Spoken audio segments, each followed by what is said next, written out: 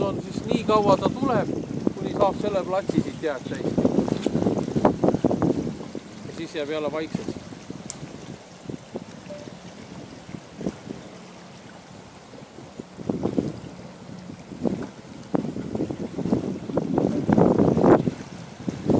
Jah, kui ta selle võsa nüüd teeb puhtaks selle aastaga, siis järgmised aastad on, ma ütlen, väga sitad. Aga see ongi peaaegu puhas. Ja ma mäletan, kui siin oli ka klassi sõitus, aga nüüd seisab jälle taga.